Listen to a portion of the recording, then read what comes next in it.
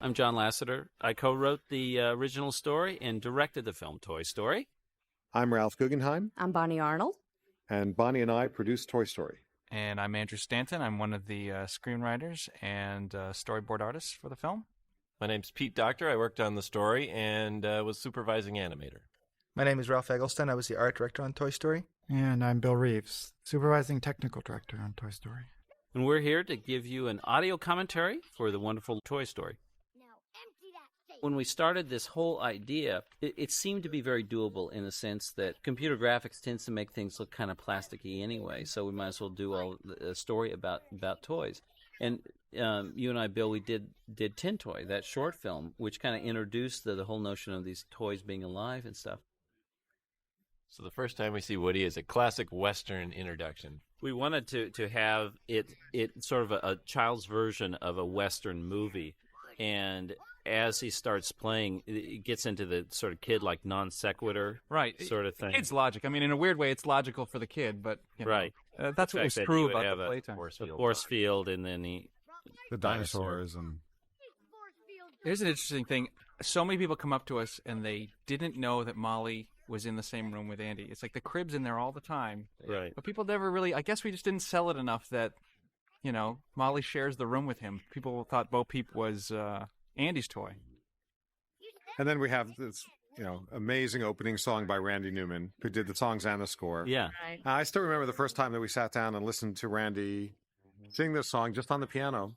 Yeah. And we had talked about the emotions. We talked about some of the feelings we wanted in the song. The things we likened it to were Harold and Maude. Yeah. And The Graduate, where songs actually told about an emotional moment in the film rather than the character singing about those things. It just made this seem more contemporary and more realistic, and I think that's what John was trying to go for. Right. In a short amount of time, we needed to show that Andy and Woody had this lifelong bond, but we don't have the whole movie to do that. We want to disrupt that as soon as we can, and it was great. From the minute we heard Randy's song, we knew this did it. This made you feel like these guys were inseparable. I think it did even more than that. It really defined so much of the theme of the whole movie for us. And we used this song at the end over the end credits. In the beginning, it's about Andy's relationship with Woody, and at the end, it's Woody's relationship with Buzz. Right. When Ralph and your crew, you designed all of these sets. I mean, this world is a really three-dimensional world. It's something different than cell animation. I mean, these are truly dimensional sets. And the living room was the first thing I think we really got into. And, there's so much detail there you never really get a close look at. I remember you said that you wanted to give a sense of history to this world, so that when people looked at it, it looks like people have lived in these houses. Bill, you would get all of these designs are more or less like blueprints, you know? Yeah, you'd get this packet of information, we called it, which was a specification of what these things, objects really look like. It was as if we had to build them out of wood or clay or plastic or whatever. You're getting heavy. And now Woody comes to life for the first time. Slow truck in. Directed by John Lasseter. And my credit's the longest one on the movie. It's one frame longer than yours.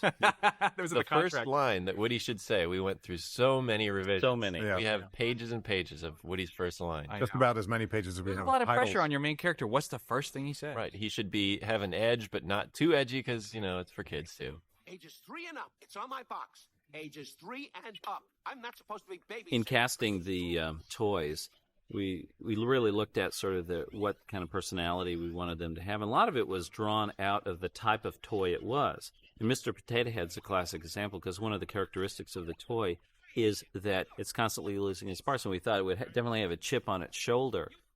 Don Rickles was the first actor that we thought for this. The only choice we had. The only choice, yeah. He was great. Hey, Sarge, have you seen Flink?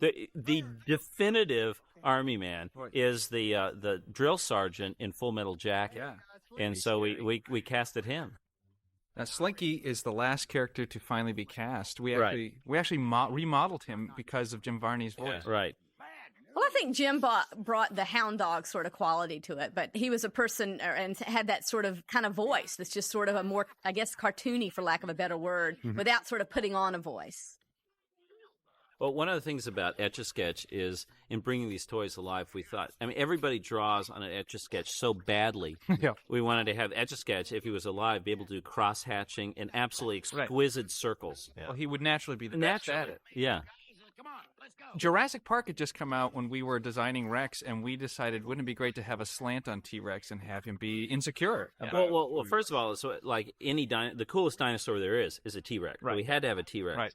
And then we played him against type, to make him neurotic. The most neurotic carnivore ever to walk the earth. Right, That's having right. these vestigial arms and not being able to touch his Well, arm. they are pathetic. Yeah. I mean, they're like the most pathetic things. I mean, he is the most fearsome creature to walk the earth, but he can't even scratch his own nose. You know, in designing the characters, we really studied real toys.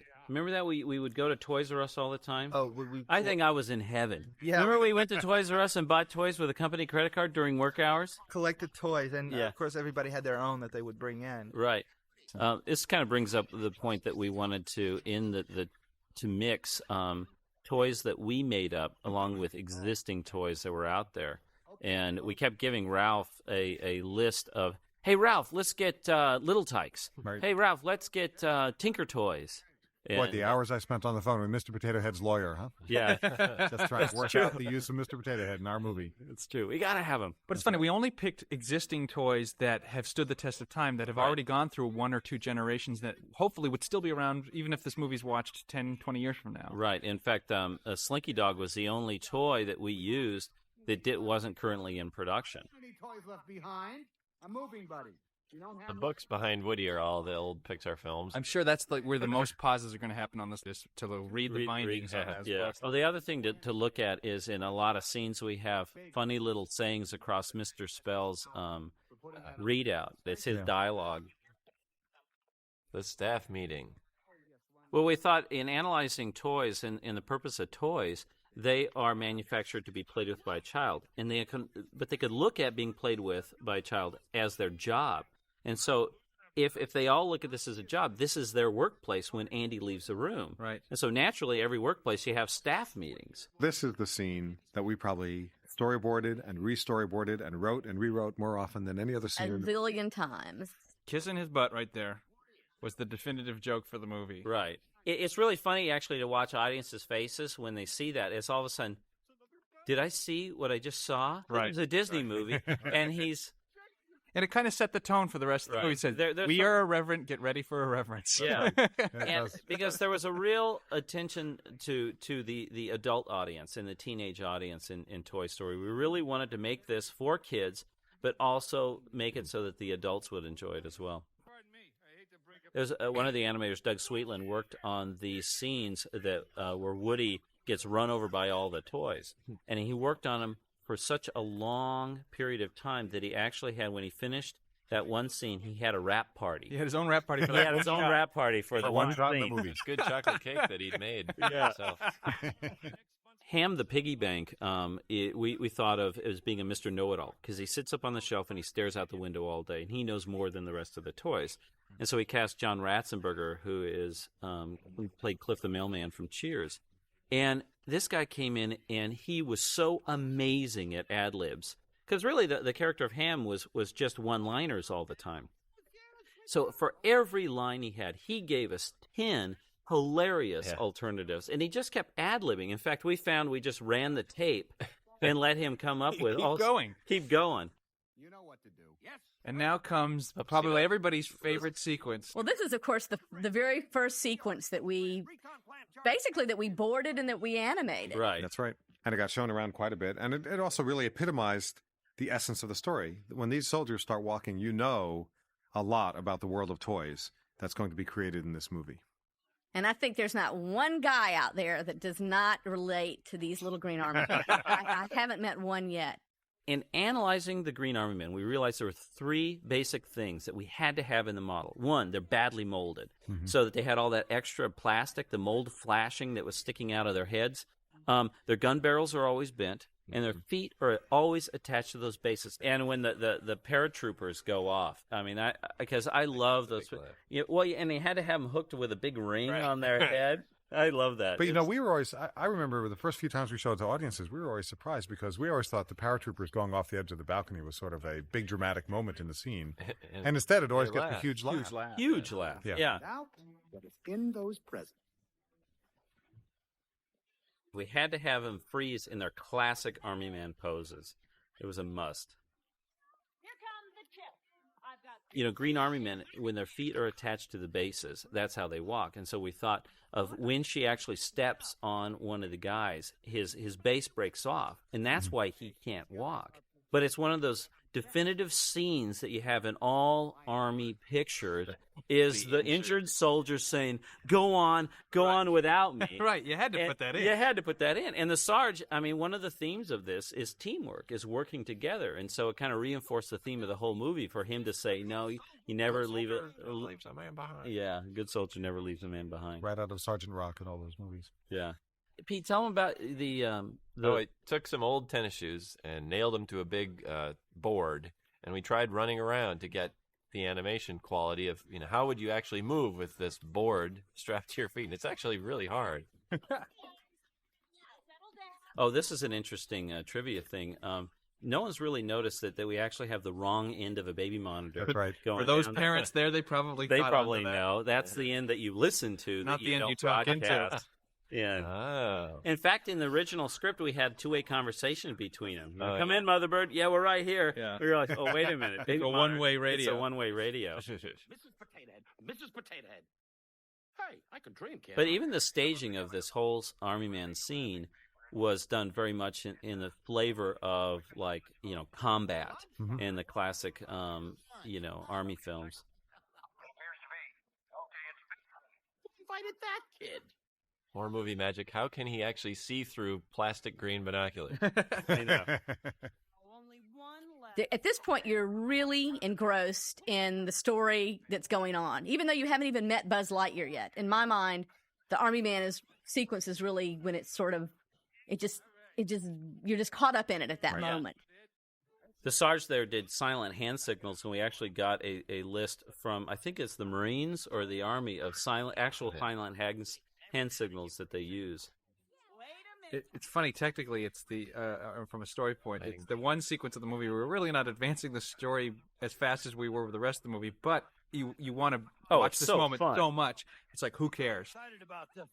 It's a huge package. And now you notice if you cut that, the potato head is Catholic. He's an Irish Catholic. Makes sense.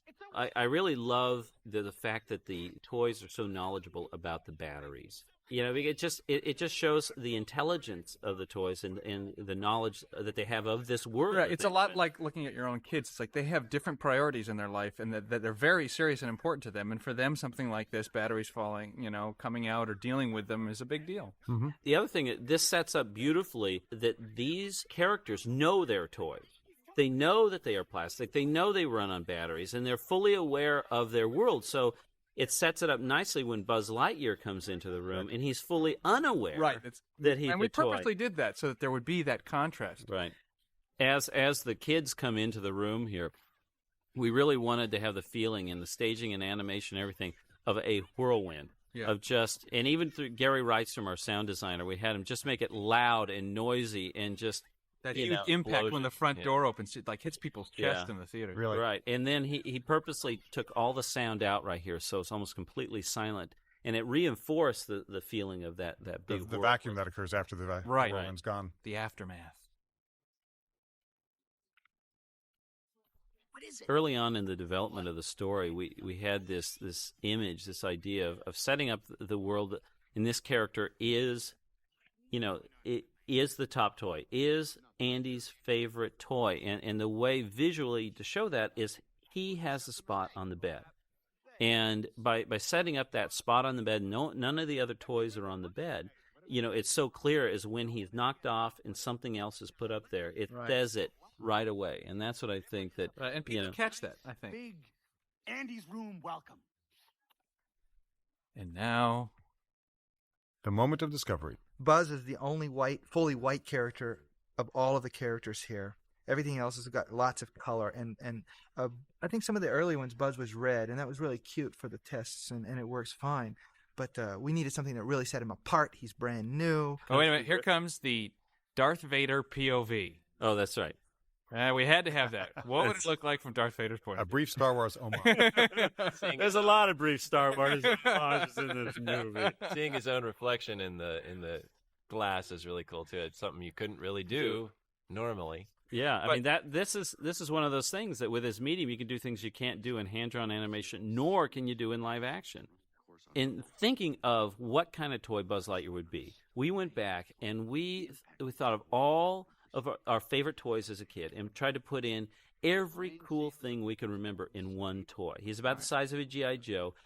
You had Big Jim. Right, a Big Jim, so I wanted the karate chop action, the little wrist communicator. The wrist communicator, which came from the Big Jim Wolfpack. That's right. It actually, on the cover inside, because we actually had the doll, it said Made in China, and that gave us the idea for Made in Taiwan to use later in the movie. And we had this newer toy that's the Video Warrior that had all those hilarious sampled voice sounds, and we thought, well, this is definitely more of a modern toy that we have all this LED lights up and the sampled sound. Right. And, of course, he had to glow in the dark. Right.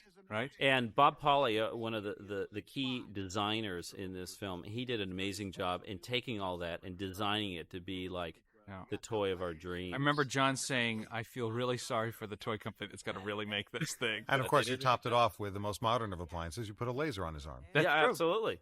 It's not a laser; it's a little light. But also, there's a hint of retro design to him with the big clear globe for his head. Right. And it's also one of those things which is based on NASA, based on the actual astronaut suit. Right, when they come out, when the astronauts come out and climb in there, they have that really cool clear helmet, glass helmet. And, of course, it's all offset then when he opens his wrist communicator with the cheesy decal that's underneath there. It's funny, we never... when it came to the casting for both of them, we always had Tom Hanks in mind, and we had nobody else we wanted besides him, and we were so thankful when we got Woody, him. And as far as Tim Allen, it was actually John's idea. Tim Allen had just come out with Home Improvement, and a lot of us hadn't heard of him. I was a big fan. I don't know if it'll work. Yeah, but I was a big fan, and I thought he could do it. And what's interesting is our original idea for the personality of Buzz Lightyear was much more he was a superhero. He was aware he was a superhero. I'll save you, young space cadet. Yeah. So that's sort of like Space Ghost. It was, and it was more over the top. Tim Allen came in the first recording session back in Detroit. Remember that? He was on hiatus, and we went back to Detroit, and he did it, and he played it much more like a regular guy. And we came back, and at first we thought, this isn't anything like we expected, and we started cutting it in, and we realized, no, wait a minute, this is better. So from that, we kind of evolved the character from being a superhero to more of being like a cop, a really well-trained space cop. Right. And he was much more honest that way. He looked at everything very straight on. And it made him funnier. It made him absolutely funnier to take himself more seriously. Much more, the audience can relate to him much more, Yeah, to the level of what you expect when you see a live-action actor doing something. It was really great to be able to play with all that. We actually met Tom Hanks for the first time. He had just finished filming Philadelphia. And so we actually worked with him through the filming of both Forrest Gump and Apollo 13. Yeah. As a matter of fact, by the time when we made the deal, Philadelphia had yet to come out, and then those other two movies. And so it's funny. And same with Tim Allen's show, Skyrocketing. They became superstars after we already got them signed. Right. We were just like, thank you, God, when that was happening while we were making this movie. In this upcoming scene where Buzz flies around the room, it's sort of a Rube Goldberg kind of thing. But, we have Buzz close his eyes, so in his mind, he is flying around the room. But it is so impressive, the fact that he just happens to land on this ball. And of course, we had to have Hot Wheels in this movie. And if you're going to have a Hot Wheels, and you have to choose one car, it had to be the Red Baron. Yeah. There was no argument on that. No argument on that. Because we're all Hot Wheels aficionados. And there's also no argument about the ball. That's the ball that shows up in Luxo Jr. and in any number of other Pixar films over the years. There's a lot of Pixar in-jokes throughout this. And of course, the Hot Wheels track is orange, which they hadn't made in 15 years. It showed our age because that's what we remembered Hot Wheel tracks being. Purple? I know they're all they different got colors flames now. and stuff now. Kids these days. I don't know. It's all gone to pot. Originally, we had like different sequences showing that Woody losing his world. That they talked about it, and we showed it in different ways. And Tom Schumacher, the senior VP at Disney in charge of development for all the feature animation, he recommended, why don't you do it as a song, as sort of a montage? And it was like, ding, I could have had a V8. It was a great idea. And so what we did is we came up with all of these vignettes of how Woody's world would change. I know what happens in my house is when we get a new toy, it's like they have to get the sheets and the pajamas and everything. And so that's what we wanted to show, because Buzz Lightyear really is merchandising from some mythical show. Yes. And so we thought not only would there be a toy, but there would be all the stuff that comes with a toy. And so there's one scene in Strange Things here that is, to me, is one of the most telling scenes in the whole movie. Is the bed was Woody's domain. And in that one scene, it's replaced with this gigantic image of Buzz Lightyear. That's right. So he lost his place. And I think that's one of the most telling scenes in the whole film. And so one of the things we try to do, too, is have moments with Buzz and the other toys that kind of reflect things that Woody was doing with the toys. Ash Brannon, who's one of the directing animators, he did this great stuff of the exercising. Checking the pulse. Checking the pulse. It's too bad. It never really reads that you can see that the Mr. Spell is actually reading out how many calories Buzz is burning. How many calories he's burning. Well, I love this. Woody is just losing control. We've established earlier in the film that he really has control over everything. He can send the Green Army Men down. Everything's okay. Buzz arrives. He's losing control. Right. It's like there was two worlds that Woody had connected. He's losing Andy, and he's losing his allegiance with all the toys. His sense of leadership with them. What's great about this scene is, in fact, you reveal more about Woody in his reaction shots than you do when he's speaking. Exactly. It's all about his non-spoken reactions, nonverbal reactions to things. We wrote the dialogue in wanting to say one thing, but in through the acting and the way that Tom Hanks and the actors performed it is to give the subtext that it's something completely different that they're feeling. Right, and that really comes back to the eyes again. I mean, we're fortunate because of the believability and the look of this kind of medium. People almost treat it like live action. And we're allowed to do things with the eyes to the level of what you expect when you see a live-action actor doing something. And it was really great to be able to play with all that. There's this, it's such a great thing adding, I think it was John's idea of Andy putting his name on the bottom of his toys. Yeah. And it became such a great device for ownership, for bonds between Andy. It was really like an emotion. Visual symbol of a bond between them. It also showed the distance that the time has come, because the Andy written on Woody's foot is like a little kid. I think some of the letters are backwards and it's almost scratched off. That's it. And now we come up to one of your favorite moments, Bob. I know, it is. I think it's one of my favorite acting moments, actually, is what it really is. Well, I think it's a great revelation of the power of animation to convey character and story. And it's all done in this one shot here. And Woody doesn't do much more than just turn his head. And yet it conveys so much of Woody's personality and his belief that Buzz Lightyear is a complete buffoon. Idiot. Yeah. I remember in that scene when Woody accidentally opens Buzz's helmet, Doug Sweetland did a really rough pass on it. And he has this great overacting of Buzz gasping for air and falling down at Woody's feet and stuff. And then he didn't have time to do the scene of Woody, so he just had Woody kind of literally just turn his head. Mm-hmm. And I remember seeing it in dailies, and we were on the floor laughing. Yeah. Just on the floor laughing. And I said, don't animate that shot. Just add a little eye blink. That's it. You're done. Mm-hmm. It is so hilarious. And he didn't listen to you. He over-animated it, and I made him go back and strip out all of his animation. Hey, guys, look! It's the real Buzz Lightyear! I remember the recording session with Tom Hanks doing this. We would wear Tom Hanks out every single recording session. Yep. He would leave he said his diaphragm would hurt for 3 days after our recording session. He would say like, "Oh, I think all my character does is scream in this movie." Yeah. And we go, "No, don't worry." But that laugh is it's so funny. It just goes on, and it really made that scene. This is the moment when Sid is introduced into the picture, our villain. And Sid Phillips, the bad kid next door, is really Andrew Stanton and Joe Ranft, Right, our wrapped childhoods put wrapped together. up in together. I mean, Joe would trash his toys so fast. He said that like Christmas evening, all of his toys were broken.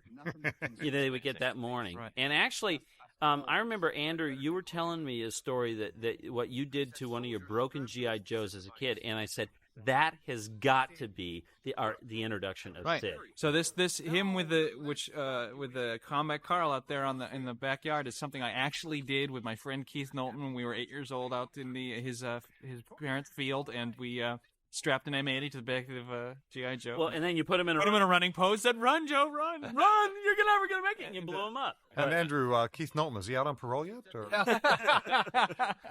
Actually, if you look closely, it may be more obscured, but actually there are little body parts that go flying up in the air from the poor toy soldier, and I think that was a moment of concern about just how gruesome that would be.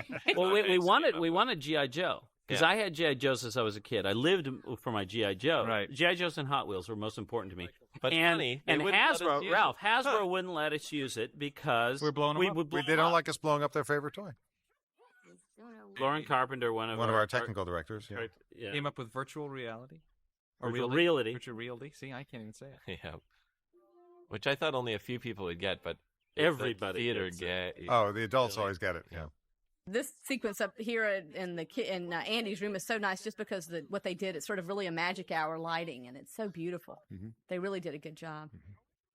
Get off Get me. out of here. The Magic 8 Ball is such a big hit, too, at this moment. Had to be in there. Even Woody consults the Magic 8. So we studied carefully all the different options of what he could say. Right. Don't count on it was the winner. Seemed Yeah. like But the but most again, it's a great revelation about the world of toys. So these toys know how to use each other as is appropriate, right? Woody's basically a nice guy, but he's been pushed to the edge. And so, and this is sort of an innocent thing. He's just trying to get him stuck behind the desk, which we all know is a place you lose toys. And when we were designing this, we were sitting there watching Raiders of the Lost Ark, and we looked at it and we said, this is what we want. Yeah. We want that giant boulder rolling down ball. where the escalation goes, and it's like gotten way out of hand. And even the sound of the push pins flying down and hitting on the desk around Buzz, those are actually the sound effects from that sequence. So we have the arrows in Raiders of the Lost Ark. the arrows in the beginning of Raiders of the Lost Ark, and also it's the actual sound of the big boulder rolling from Raiders. yeah, a little. And so Craig Good did a great job in staging this, so that with these, he called them Spielberg cams, these kind of camera moves that Sort were of swoop under Woody and Buzz both to give this impending, like, oh my goodness. Originally, we had Woody intentionally push Buzz out of the window. But he was going too far. He was And going so that's too why far. we made it sort of much more It's of a an mistake. innocent. He meant to just stick him behind the dresser. Right. There's the Lassie reference. Yeah. Well, Andrew and I were driving once, and we came up with this idea that RC can't talk, and Right. but they communicate to him, and so it's like a Lassie movie. It's Right. like, You gotta put in the definitive. What is it, boy? He's trying to say something. yeah, it's like, Timmy's down a well. And the lighting here I really like too. It's a dramatic, warm and cool that really punches the attitude. That's really important to me because that's what it's about, is supporting the story and the emotion and kind of helping round it visually. I love that. I don't like confrontation. Yeah. Being chewed out by a little green army man, you wouldn't want to be in that I position. remember Lee Ermey in the recording session. It's like we said, okay, He had this that is line it. too, yeah. And he actually wrote some of that being chewed out, and he says it's like poetry, And he took a deep breath, and he just laid into it, and I think the needles went to red on that, and he just chewed out Woody like you can't believe. This is the most probably difficult scene in the film that Ash Brannon got to animate. Yeah, it's by far the most complex. Everything's animated here. Yeah, well, having all those army men climb Stuck all to over him. Yeah. All the characters. And then again, everything goes to quiet. And this is one of the funniest scenes, I think. After Andy's coming in looking for Buzz, and Woody looks over and sees Potato Head and Etch-a-Sketch. It's very funny, but it also is such a great story point that he is dead meat. This really seals his fate. Right, and you don't Yeah. have to do it with dialogue. It's always great when you can Right. avoid dialogue. Director John Lasseter. I think we all had this feeling of when we finally saw this stuff lit, it was just like We're outside. Yeah, it's like to this point in the movie, everything pretty much was inside or looking out to the Sid's backyard. Art director Ralph Eggleston. It really blew everybody away. It was the first glimpse of the outside world we got in 3D. It wasn't just a flatter painting like it's been up to now. Barrel of monkeys. Yeah, had to get them in. Yeah, and I love the line, "We need more monkeys." And in fact, I think Ralph, that was your motto throughout the whole production, trying to get more Whenever people we needed to work. more people, We need more We monkeys. need more monkeys. Where could he be? This is a tribute to Bob Pauly in a lot of ways. But Bob and John and I we all kind of have a affinity for 50s style architecture, and so we went around town and took a lot of photographs of 50s style Googie style. Yeah, Googie style gas stations. Yeah, Bob just had a field day on that kind of stuff. Supervising animator Pete Docter. This whole bug gag, too, was really cool because it's all this exposition. He's talking and talking, and you don't really need to hear it. And so seeing this visual bug, the goo smeared. Well, I remember it's one of those things that I had to fight. I had to plead to let us model the schedule to model the bug. Yeah, Right. to model a bug. In fact, I think in hindsight, I wish we covered him completely with bugs. But that would have been a bit over. Not an idea we promote on my planet. Oh, This whole fight sequence was a great chance to parody classic fight, like Arnold Schwarzenegger fight scenes. It's great using the toy elements for this fight. Right. And in fact, there was this one point when Woody is punching Buzz's face. And it actually, I feel like we had kind of gone too far right here. Yeah. But when they added the squeak sound, I was like, okay, it's a toy again. It plays. Producer Bonnie Arnold. This is actually my favorite scene in the movie. First of all, it's the most beautiful scene I remember the first time I saw it rendered with the stars and the moon. Co-writer Andrew Stanton. When the car pulls away, that emotional point is really the figurehead moment that really started the whole idea of Toy Story. We had this image of a toy being left behind and seeing its owner drive off and thinking, what if a toy was looking for you as hard as you were looking for your favorite toy? Seemed to be at a huge refueling station of some sort. Producer Ralph Guggenheim. One of the great things about the way the story evolved on Toy Story is the way that we were able to pack in a number of different developments in the story all into one scene. I mean, this is not only a scene when Buzz and Woody get separated, but it's also the scene in which Woody confronts Buzz with the fact that he's a toy, and we set up the enmity between them that is essential for any buddy picture. But this scene under the truck was probably the most hammered sequence from a writing standpoint. We always knew what we wanted. We wanted them to have such strong opinions and anger at each other, but neither of them saw the world the same way. And we feel that now how it is exactly how we want you to, as the audience, to feel. But it took us so many passes to finally get that across. I'm very, very proud of this, probably more so than almost any other scene in the film. In this sequence, you have the wonderful opportunity to where each character looks at the other and says, "You are the craziest person I have ever met in my life." And as the audience member, you know exactly where they're coming from. You are a toy. I just love that. I actually, that was my idea for using as a title of the film when we weren't sure it would be Toy Story. I thought you are a toy might make a good title. You have my pity. A lot And the of Star people don't Trek get salute. the Star Trek. Yeah. Good riddance, Shalloony. I love it. It's so Tom Hanks too, and or Woody, as I should say. It's the Pizza Planet truck. It's everybody's worst nightmare, a pizza driver. Right. He's got, half hour or it's free, And this guy, he's like a heavy metal dude, and you could see that he really doesn't take care of this truck very well, and he drives like a maniac. Very unsanitary, too. Very unsanitary. I mean, would you buy a pizza from this guy? Unbelievable. You look at all the rust and everything. There's just lots of detail put on this truck. And here is, again, Glenn McQueen. He does this fantastic scene of Woody here. This grin at the end just kills me. Right there. It gets me every time. It was completely unexpected. I remember in dailies when it happened, we were all howling with laughter. In the cargo area.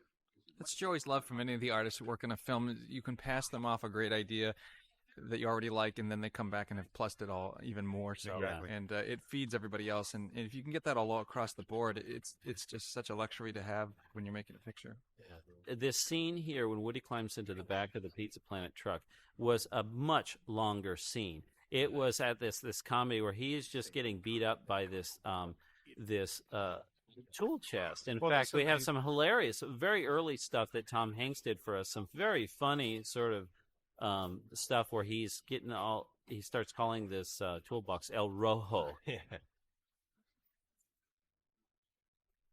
Now we come to Pizza Planet, which actually for the longest time was Pizza Putt. Mm-hmm. That's right. We had was a miniature golf course, pizza parlor, miniature golf course, and it's almost embarrassing because it seems so obvious now that this is something to delude Buzz to think that he's getting home, and it has all the space themes in it. But for like two or 3 years, it did not exist. And at the last minute, we're like, wait a minute. Duh. A space themed, pizza restaurant.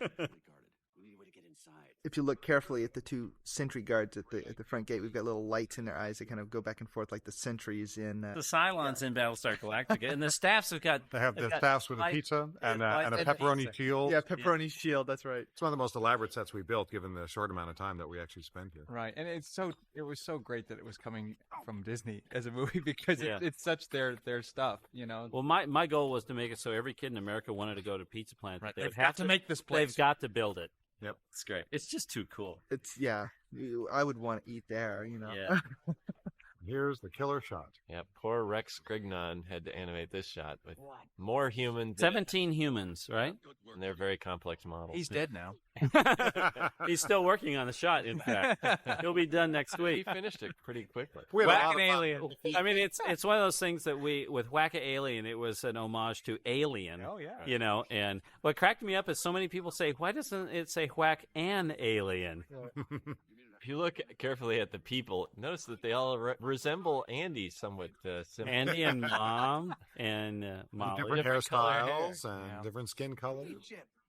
One of the things that we do every now and then is we have what we call gag sessions. So what we tend to do is get some people who we think are really funny, fresh meat, fresh meat, and come in to help sort of stir some ideas. Probably the crowning achievement, which is of that meeting, was we had this idea that they would get caught in a crane game. And it was shaped like a spaceship, and Buzz would perceive this as a way to get home, and it's a way that they get caught by Sid. And so we kept saying, what's in this? And we originally had these little plastic pizza slices with sunglasses on it. Kind of a takeoff of all the stupid logo characters. Right. And we were contemplating it, and then it was Gary Trousdale, the director down at Disney of Beauty and the Beast and Hunchback of Notre Dame. He all of a sudden said, Buzz would come in there and say, who's your leader? And they naturally would say, the Claw. And as soon as the he room said that, exploded, right? we were howling with laughter, and we immediately realized, well, yes, if you're a toy and you're alive and your life is only in this glass box, and occasionally this claw would come down and take one of you and take you away, pretty soon you would start worshiping that claw. That's why it's so funny, because it makes sense.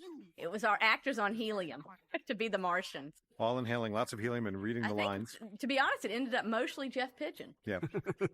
It just cracks me up. I loved being in the theater when this scene came because people would just go into hysterics. I can't believe what I'm seeing, and I'm having so much fun seeing it. And you're just like, yeah. Well, it became this running theme to constantly touch on every science fiction icon we could with Buzz Lightyear. Close Encounters, them all wanting to touch him. The other homage to Close Encounters is when they point up to the claw. It's just like when they asked, where did the sound come from in India? In India, right. Well, the tension of this is actually really, it's very funny, but it's also very tense. Yeah. And it's also completely unrealistic that the crane can what a crane can really hang on to it, right? But we said, we don't care. It's the movies. I think someone asked me about that, and they said, this is an animated movie. We can do whatever we want. But we really tried to be as realistically, physically as we should. could. Avoid those. And a great transition here that sets up their new That's one of my predicament. favorite transitions. Very subtle. Yeah, this house is evil. This house is evil. This is also the first opportunity to really get to see Buzz Lightyear's glow in the dark very clearly. The green on him. Really lots of fun. I had so much fun adding. I wrote that line of him saying, "Would you be quiet?" And what I loved about it was that it gave you the sense that this alien had been jabbering the entire ride from Pizza Planet. He was so excited because he's getting closer to Nirvana. You know? Lee Unkrich, our editor, said a friend of his used to get his dog to sit down and set dog treats on his nose, and he would sit there with his dog treat on his nose until he said, "Okay, you can eat it." And I said, "That's the way.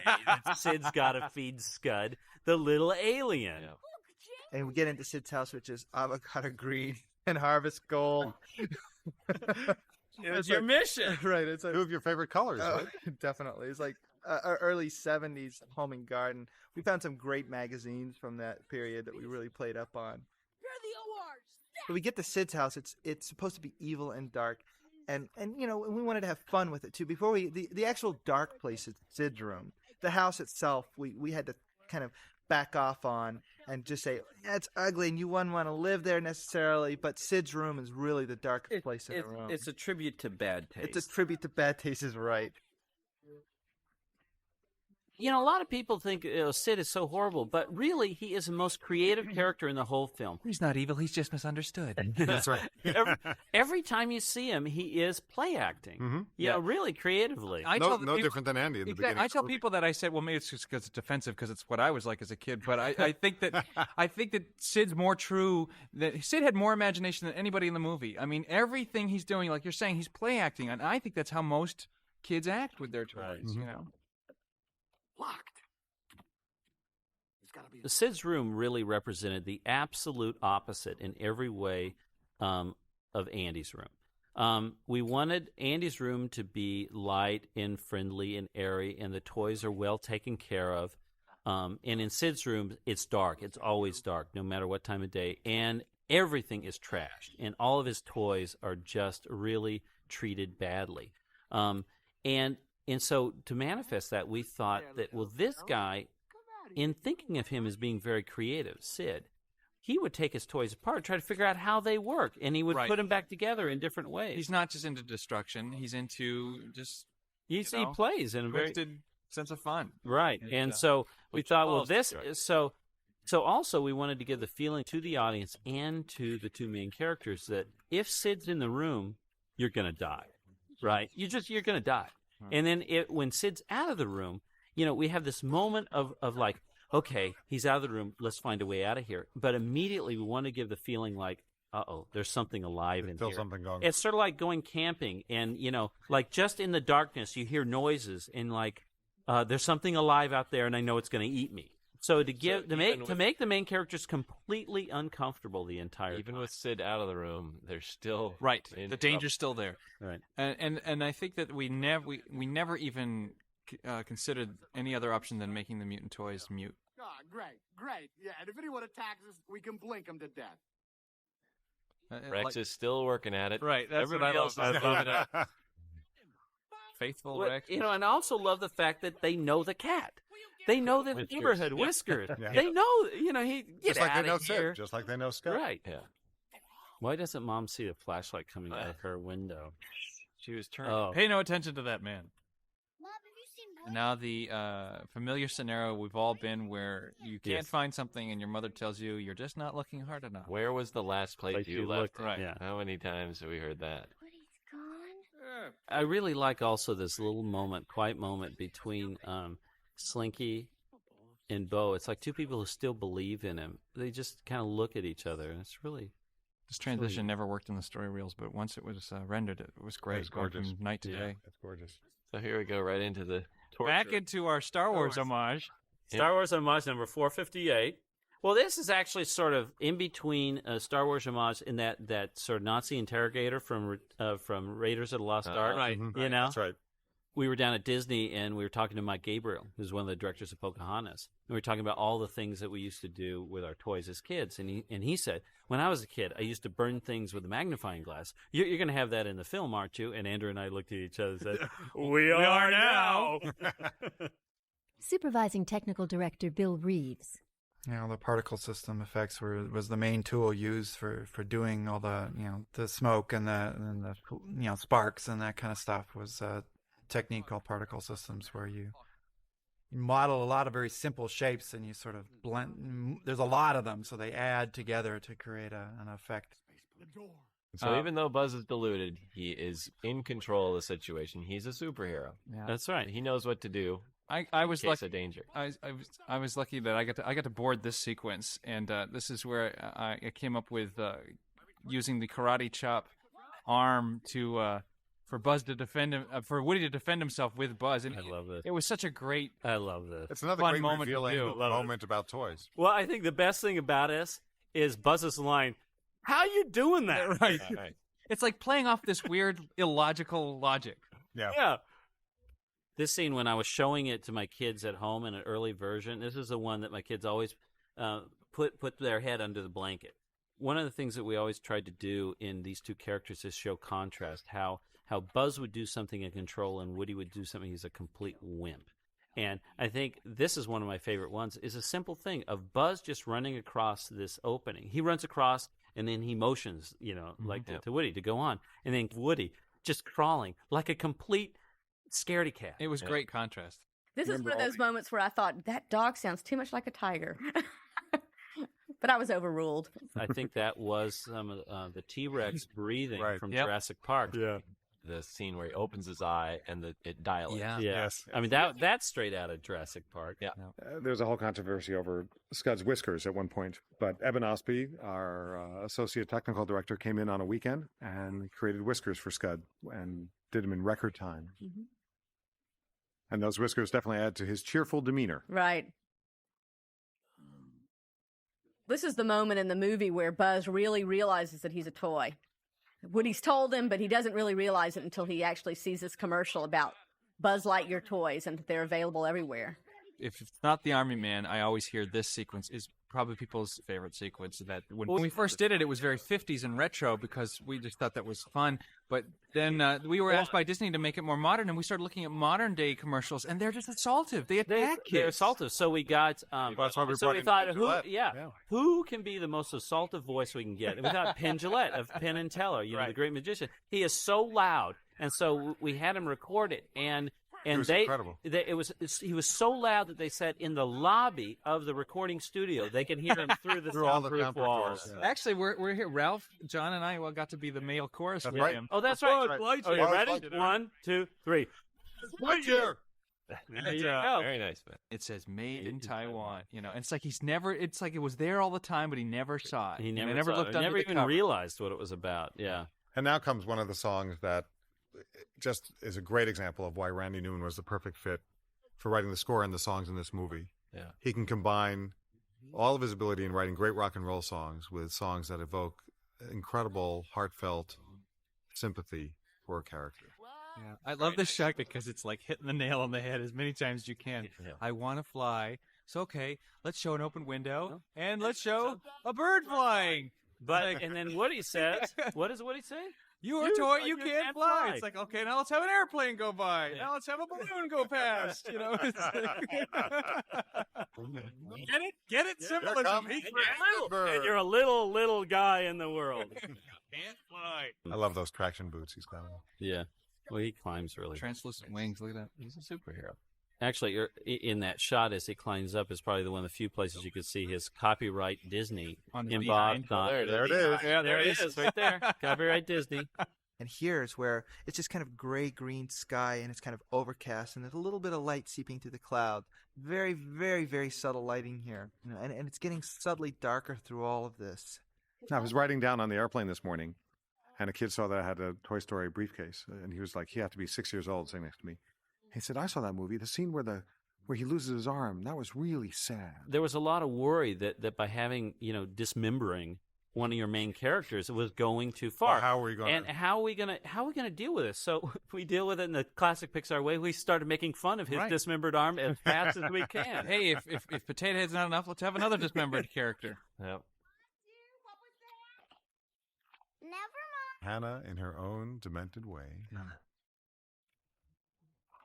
most painful scene in the film, right? Oh, you used to have a whole sequence of Woody in the closet. That's a pain that's going to linger. Well, actually, it's funny because we had Tom Hanks saying that normal, and when he saw this in our last session with him, he goes, "Oh, wait, back up.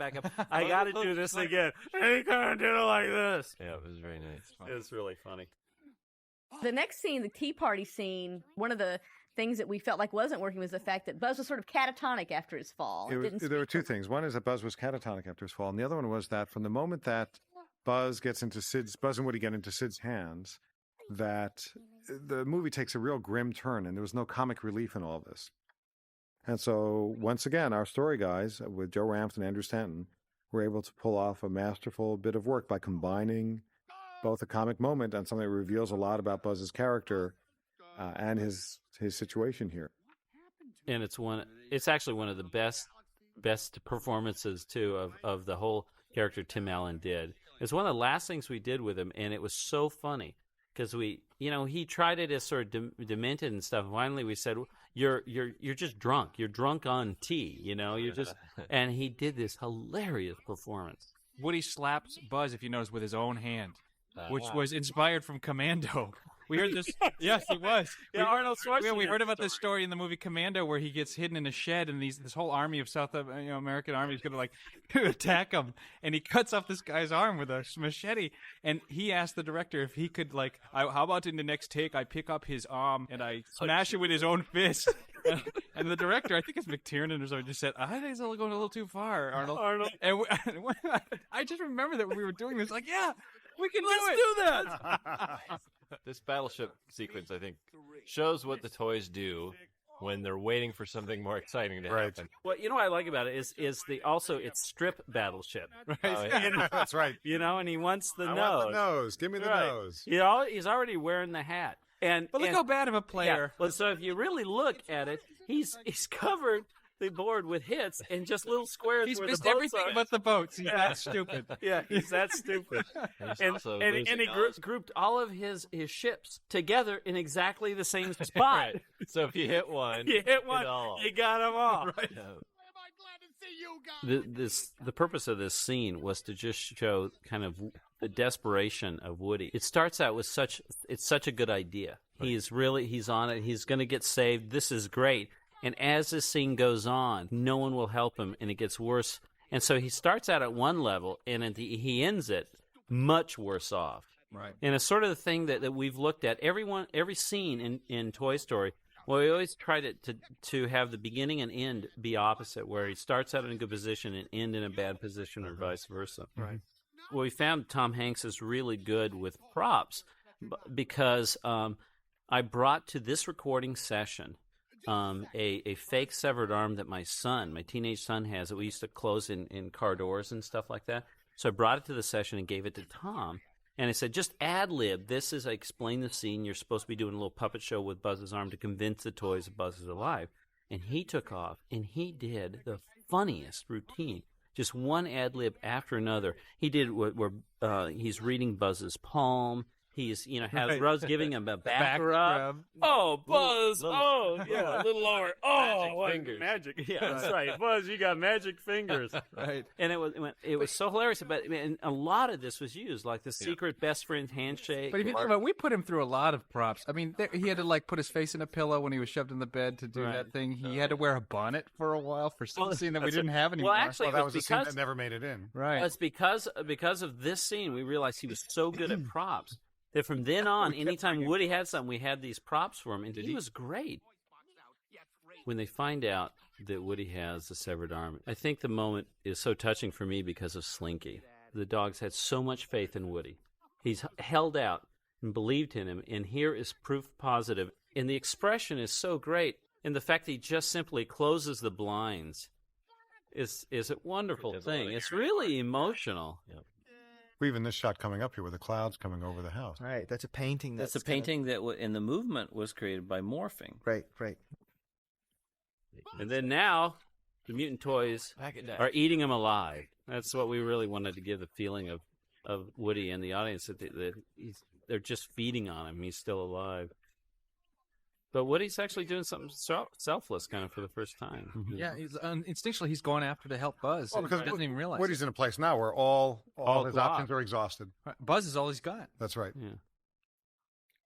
But it's this wonderful moment when you find out they fixed him, and then you see the other toys. That's what's really nice with the whole audience. You watch them do the same thing. And all of a sudden they go back in their mind and say, wait a minute, all along these characters were good. Mm-hmm. They're selfless. And you look back to when you thought they were cannibals, and they're simply just taking the parts of the toys as quickly as they can out of the way of Sid. Right. And when they blocked the doorway, they were trying to warn him about Scud. I mean, right. You go back, you start reading all that stuff. So it's all this double entendre, double purposes for everything that the mutant toys have done. And then it's back to business as usual because Sid is coming back up to the room. Right. We usually get a lot of weird logic police people going, it's like 5 or 6 o'clock. How did he get this box so late for the postal service? And like, who delivers packages that late? It's like, we're like, I don't think people will know. And who cares? He just got home. I love this Fat Cow Farms milk crate that Sid stole from the back of Safeway. You know? And somewhere stamped on it says, you will be punished to the maximum extent of the law if you steal this. And of course, Sid's had no qualms with that. One of the reasons that we did this convoluted thing of getting Woody in that milk crate is for having him trapped in it. And the convoluted thing of Sid taking the toolbox and lifting it all the way up on top of the milk crate to get the tape out. Right? It makes, no one ever notices it, but it was done just so Woody would be trapped. The rain effect is one of those shots that looks very simple, but was very hard to do. Basically, the lead technical person on the rain was Tom Porter. This is a little particle system shot. I actually was used in a couple other places, but in particular here, the rain on the window was the major challenge. And then we watched Cold Blood. Cold Blood was the movie we used as the the lead into this, or our conceptual thing. We watched that a lot and got some really great ideas from there. Inspiration kinds of stuff to make this be very moody. Karen Kaiser, she has 2 sons, and she's such a great mom. And this is like, she did such a great job with this scene because there's a real sensitive quality to the animation of both Andy and the mom. Oh, it's just computer animation, John. What? It's not This real? is with computers? I just love so much is Rex. It's like, he's so nervous about traveling, and then the fact that these 2 guys are stuck together. No one else would pick me. Yeah. It's also a great setup or a contrast to the scene coming up next, where it's a little bit of light comedy, and then we go into the serious stuff. Mm-hmm. Right. If only you could see how much Andy misses you. Producer Ralph Guggenheim. This is probably the most heartfelt scene between Buzz and Woody, the scene where Woody finally reveals how important he understands Buzz is.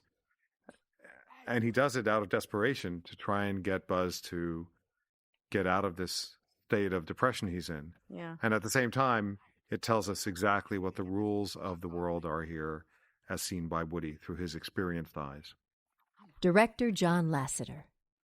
I'm so proud of this scene because it's extremely kind of complex as far as having a minimal amount of words and trying to get a lot of meaning. Right. And there's so much said in the subtlety, the facial acting, as well as the words, and also by keeping Woody sort of behind these bars and having to make it so you can see his eyes through the one opening there. It really kind of contained him, and so it really, I think, helped keep the acting real subtle and minimal.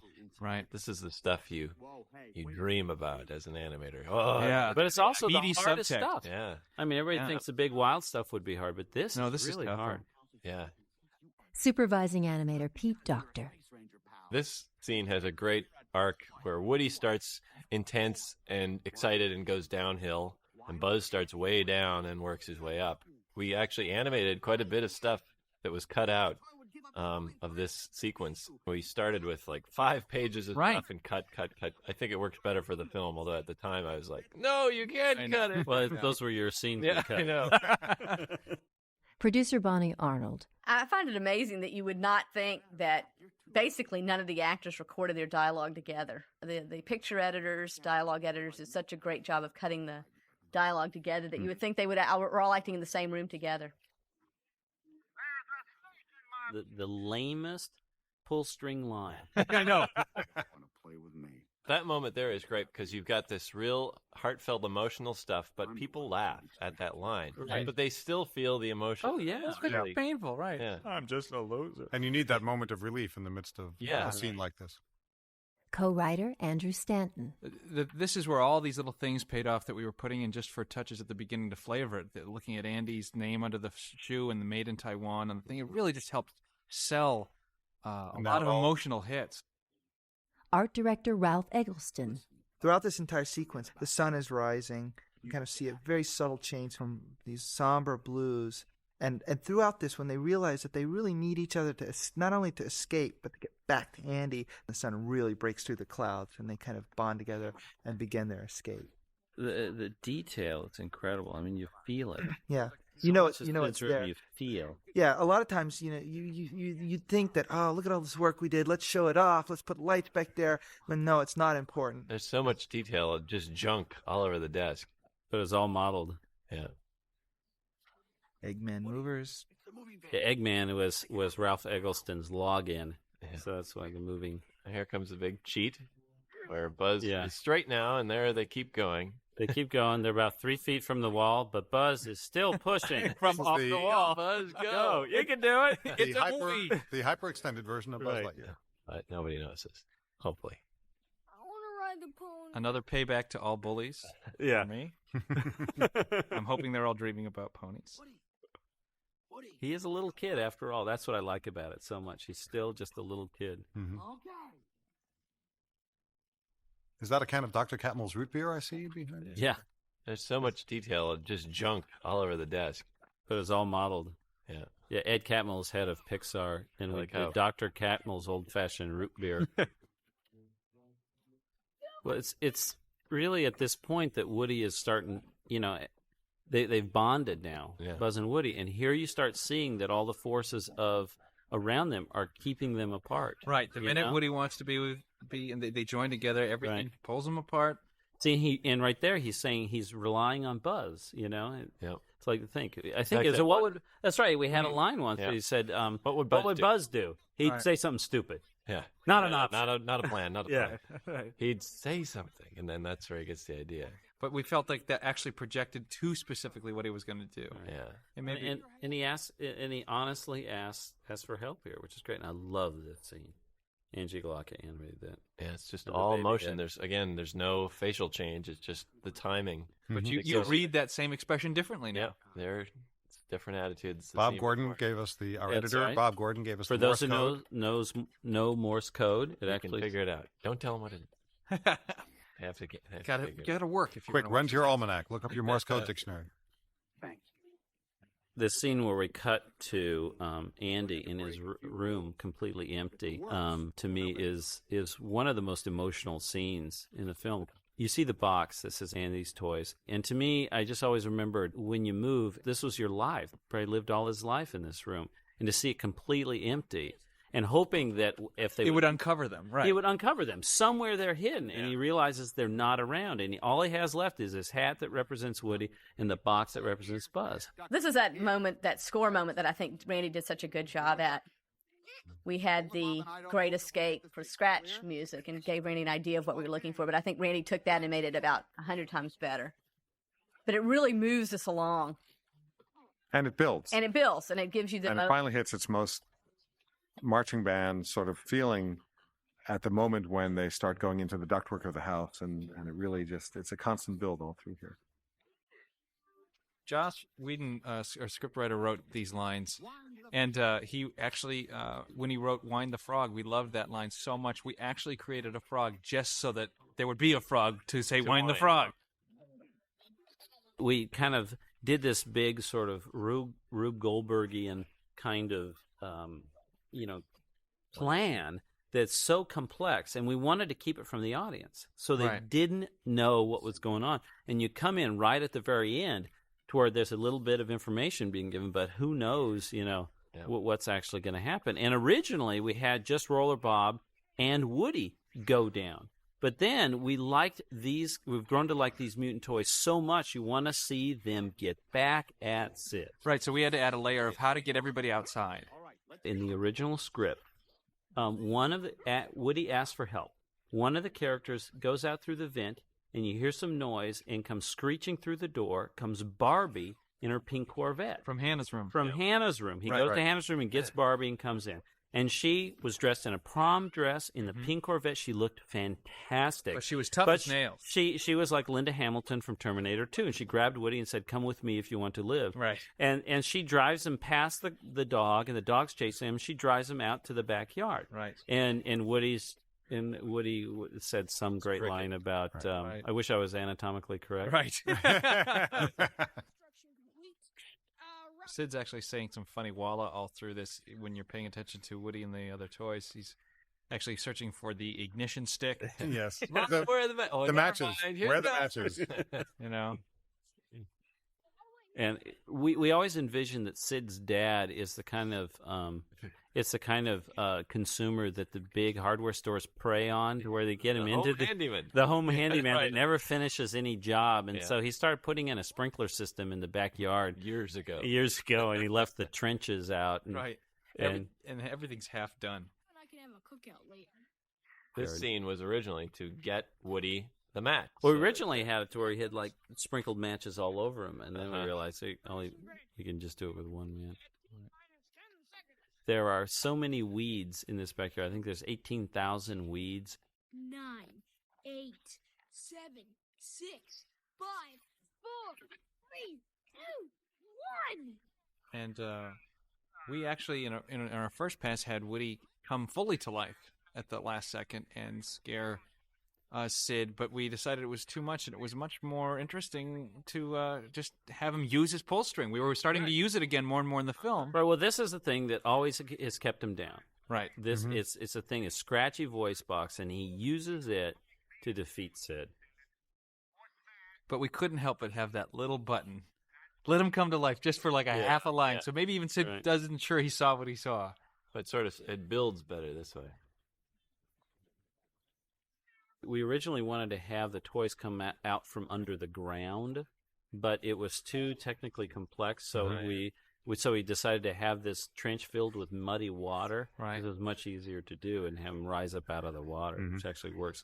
And then we did this muddy shader on the Green Army Men. Yeah. In the story reel, there were all these great shots of like arms bursting out of the ground. Right.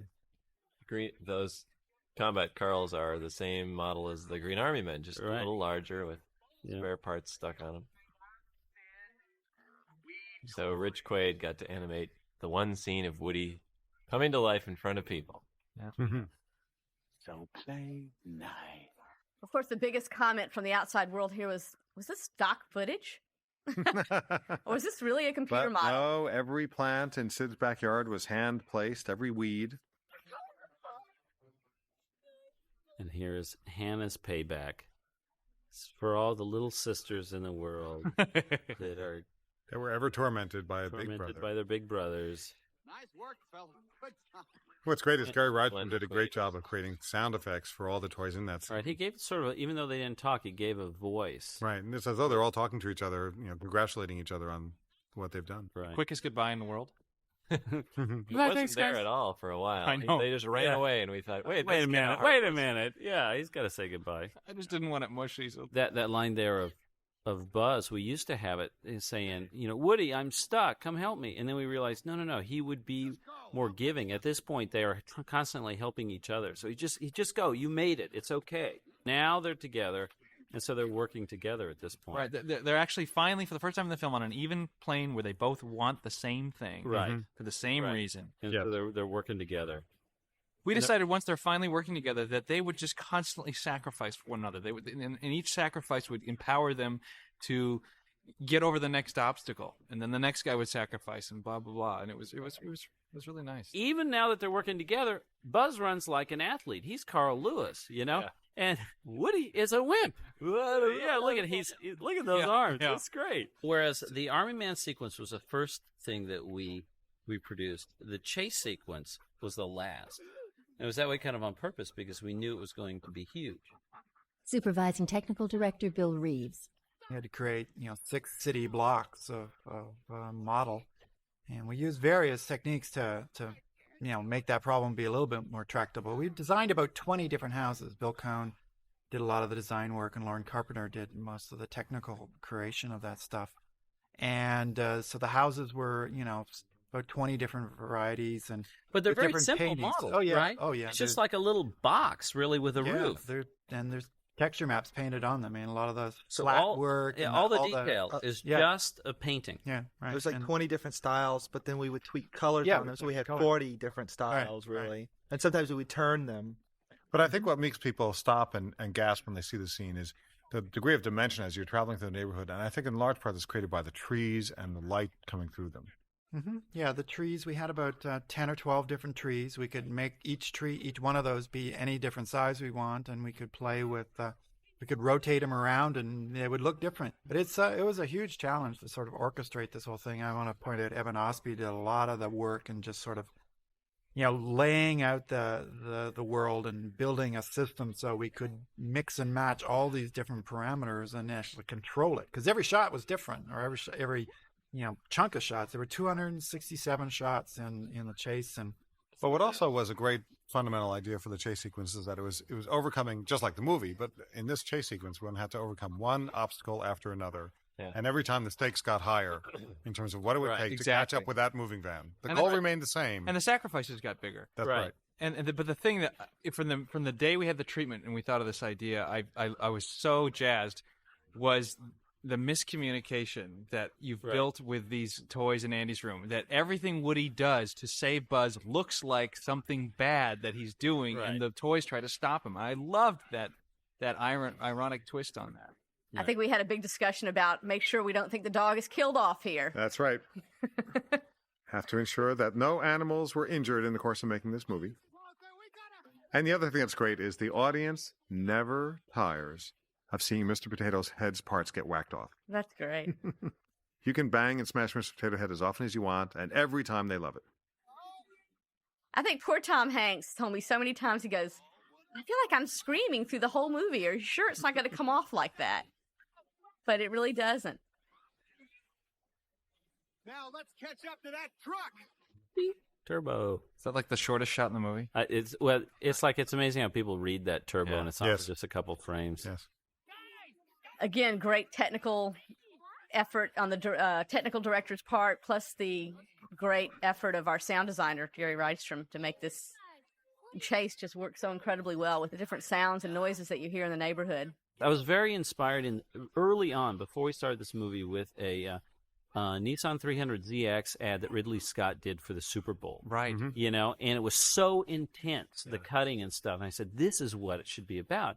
And we would describe it to people saying, the scale speed of remote-controlled cars is like 70, 80 miles an hour. So imagine being on top of a car, going 70 or 80 miles an hour, and trying to climb onto a 10-story building on wheels. Right. And what I love about it is it made Slinky so heroic. It's so heroic, the more danger that you added to it. Of course, the famous Hakuna Matata cutback. When we were talking to Randy about recording something, doing a piece of music like that, he goes, no, you know what they'd be listening to? Is they'd be listening to something like Lion King, something like that. This is again, with the whole battery setups we've had, it's great to have bring it back again. It made complete sense. Hey, the batteries are dying after all this.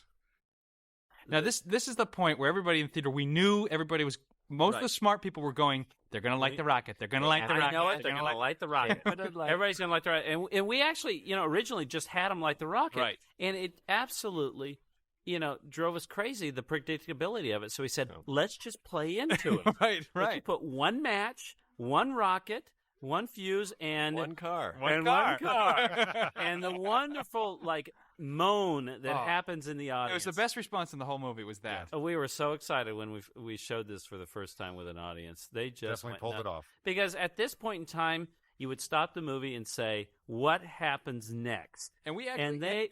And people, wouldn't be able to tell. So once this rocket goes off, I wanted it to have this massive explosion and just they're sort of out of control. I mean, they're not sort of, they're massively out of control.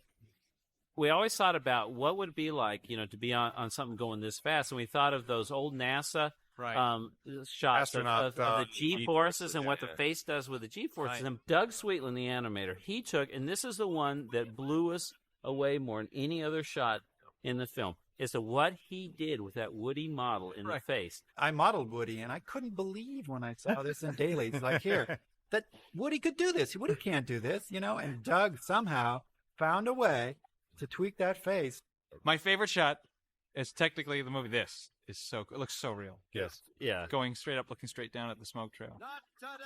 Yep. And Not Today was actually a callback to originally the film opened with the Buzz Lightyear cartoon. Right. And that was the payoff. And it was like a line Bond from film. that. You came in on the climax of the episode, and he said, "Not today." He burst open his wings and got out of his predicament. But here's the real payoff line. This is falling with style. And we actually had a different line there. Right. Right? And then it was animated, it was finished, and in dailies, you said, no, you know what he should say is... Yeah, this is Yeah. falling with style. Right. Which it makes Buzz seem very clever. Like, he remembered that line, even though he wasn't listening Right. at the moment that was said. And it really gets, I think it gets people. I love the way this next shot is composed when Andy picks him up and grabs him. Well, look at... And if you they look, wink if- to each other just at the right moment so that it's not... They never let on to Andy that they're alive. That was the late edition as well. That's right. The wink. And then a marvelous piece of transitional music by Randy. That's not a real set. Gets right into Absolutely. this. Oh, it's like... it's great. Remember, Ash was very frustrated with that scene. He did a mock one of Andy picking up the tree and hitting Mom over the head with it. Frankincense, this is myrrh. This is a vestige of an old. We had a karaoke gag. Karaoke Christmas party. Yeah, they had a pop-up Christmas book with a tree up, and then Buzz was actually singing karaoke using Mr. Spell to read off. The weather outside. Yeah. is right. Yeah. Oh. I don't know why that got cut, because it's actually pretty funny. Get another dinosaur. I remember writing that line in the sound booth while we had Wallace shot on his lap. That's right. It's so great because it's completely... The entire room has changed because of the relationship of Buzz and Woody. That's They're right. bonded now. It's a subtle thing that everybody's like thinking the opposite. They're welcoming the new toys. Right, and it's in. affected the whole world. Yeah. And even the decor of the room, isn't it now a mixture of cowboy and western? Yeah, if We you see look it at right it, it's here. like Cowboy and space. cowboy and space. design. Everything's together. One of our story artists, Jill Colton, actually, in passing, was when we were trying to think of what Andy would get for a final toy. She said, sort of wrote out, "What Could about be a puppy?" Uh-huh. And it was like, a puppy. That's Yes, right. That's what they should get. When we started Toy Story, I think the big goal for us was to do a character movie, was to have a film that had a good story, but characters that you could just really memorable and you feel for, that would make you laugh, to have the main characters funny, not just the comic sidekicks, but also that you really felt for and had a lot of heart. And that was the thing that we started out with from the beginning. I knew that this film would look different than anything anybody had seen, but it was to just sweep them away with great story and characters. I'm really proud of that. Second to how great the story was, I think the other thing we were aiming for with this film was knowing that we were making the first computer animated feature film ever, was to really set a high level of quality consistently throughout the film in terms of how the film would look and how all the elements of music and art direction and animation would all fit together to make the film as high quality as we could. I was really surprised that I was asked to work on a computer animated feature film when I had zero experience in computer animation whatsoever. I had to stop at the beginning of the production and say, am I going to learn everything about computers, or am I going to concentrate on the goals that John and I agree on? And we concentrated on supporting the story and the characters. And by virtue of doing that, the computer kind of downplayed itself, through the story. Animation-wise, it was great to have the chance to have a story with a character with subtext and an arc, and to be able to try to, and this was the aim of the animation, to have people forget that this is computer animation, that all they care about is the character, and they're relating to this person, a real person, to them. And I think, thanks to the great animators that worked on the film, we succeeded. The film was a great opportunity for me to work with some amazingly talented people, John, Ralph, and just everybody, to come together as a team and to do the first fully computer animated film. It's a culmination of many, many years of personally in my life, and I know the other people on the team to do this, and it was, it's just, I'm so proud of being part of the whole mix. What I think was probably one of the most challenging things about making Toy Story was the fact that no one had ever done this before. No one had ever made a feature-length computer animated film. And what I think we worked really hard at trying to do is getting people that were the best at what they did. We like to say that we had more PhDs working on our film than in any other film crew that we knew of. And I think the biggest challenge is for Ralph Guggenheim and myself as producers was to try to assemble a crew that would kind of face up to the challenge of what it would take to do something that no one had ever done before. Yeah, it's funny. We were a really small group of people that made it, and we're all predominantly pretty young. And somebody compared us once to sort of the guys at NASA that put the man on the moon. It's like we were all too young and stupid to realize what we were doing is impossible. and from story all the way to technically making this movie. And I'm glad we were young and ignorant and stupid because we didn't let that stop us. And knowing what we know now, I know we'd never want to do it again. It's impossible.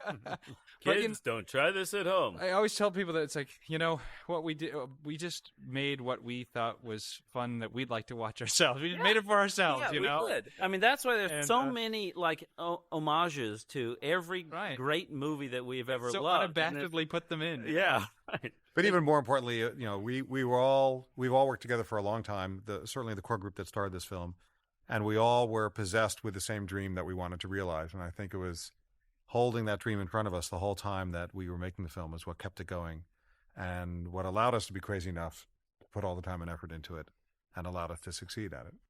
I love you, man.